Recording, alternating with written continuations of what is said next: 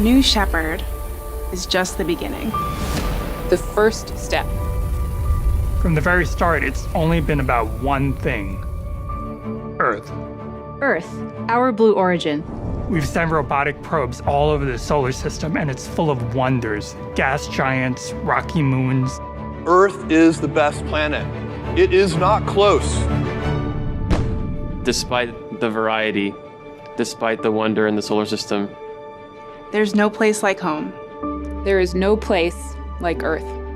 All life on Earth are unique.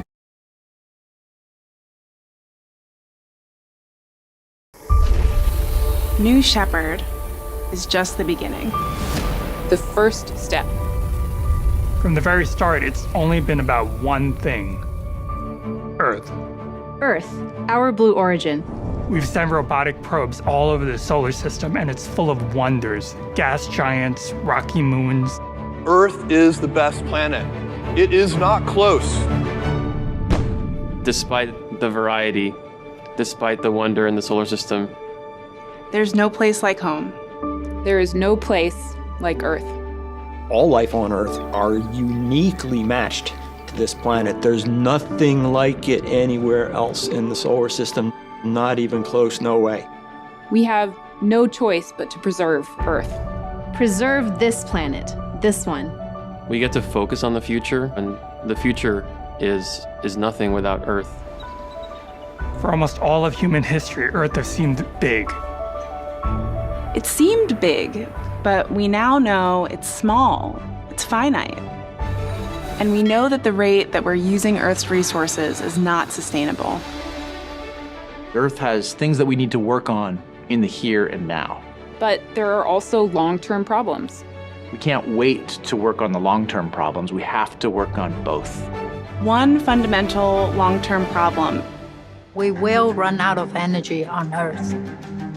It's just arithmetic. It's going to happen. Humans have always used about 100 watts of power. We're like a light bulb. That's our natural metabolic rate. But in our developed technological society, we use over 10,000 watts of power per person. Humans' use of energy is actually not a bad thing. We live in an era of dynamism, of growth. There are so many good things that happen when we use energy.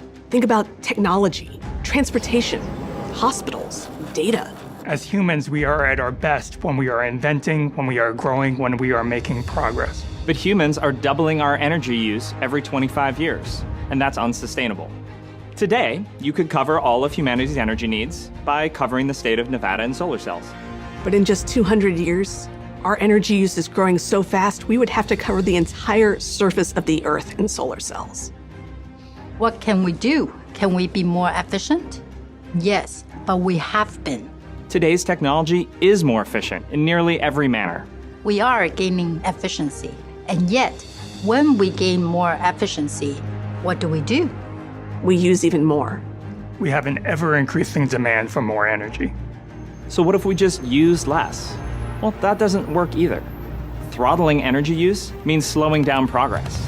You stop living in a world of abundance, and now you've moved to a world of scarcity and rationing. There has to be another way. There is another way. Space.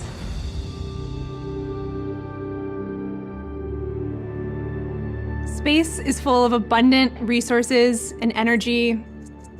Space is vast and practically limitless. If we could learn to harness the power of space, the resources of space, we could tap the limitless resources to help this planet. We can go to space for what we need. We'll make it routine, safe, and cost-effective to get there. We will build the rockets and the destinations for doing real work in space. We can do even more than this. We can move the most polluting industries from Earth into space, where they can't hurt the Earth or the environment. We can return Earth to a beautiful, natural state. It will be like a garden, like a national park, a place for education, for creativity, and for recreation. A place for enjoyment and for nature to thrive. In space, we can expand humanity. We don't want to leave Earth behind, but preserve it. and expand from Earth into space. We can have 1 trillion humans in the solar system, which means we'd have 1,000 Mozarts and 1,000 Einsteins. This would be an incredible civilization. Humanity will grow and progress and use energy for good. Humanity can expand into the solar system by building destinations close to Earth, close to our home planet. New places, places we haven't even dreamed of yet. Places that feel like home. Places where great work can be done using the resources of space. An expanse that is meant for everyone, all kinds of people.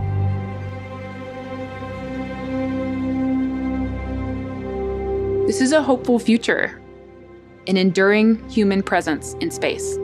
Space is the long-term solution for Earth. We are building a critical part of the infrastructure that's going to allow others to unlock the road to space so that future generations can unleash their creativity. It won't be easy. Space must become much, much more accessible to make this vision a reality. Big things start somewhere, and that somewhere happens to be today. There are certain gates we have to go through, certain prerequisites. If we don't do these, we will never get there. First, we have to radically lower the cost of access to space. This means reusable rockets. We need to get really, really good at using rockets over and over again. Reusable rockets, reusable engines. Once you learn how to do that, you can basically start spinning this flywheel where the more you fly, the cheaper it gets. The cheaper it gets, the more you fly. Launch, land, repeat. Going back and landing a rocket is really hard. And it is absolutely essential that we get good at that so that we can drive down the cost of launch vehicles. BE-3, BE-4, BE-7, all made from the ground up to be reusable propulsion systems. Operational reusability. That means making space travel as routine as air travel is. This is what will radically bring down the cost of getting to space. And we are bringing all of that learning to New Glenn, the next step of building the road to space. So once you have low-cost access to space, the second gate becomes actually accessing the resources of the solar system. Space resources. There are so many more resources up there in space than there is on our planet. I mean, everyone's familiar with this idea of locally sourced goods, and this is just a really extreme version of that. The moon is where we'll learn to do all this. The moon has a vast quantity of resources. And if we can learn to harness those resources, we can travel without stressing the Earth. That's the goal. We'll go to space, and we'll use its resources to power our transportation and build destinations. Anything we need, we will use the stuff in space to make it happen. The moon is the next thing. We're going back. It's time to go back to the moon, this time to stay.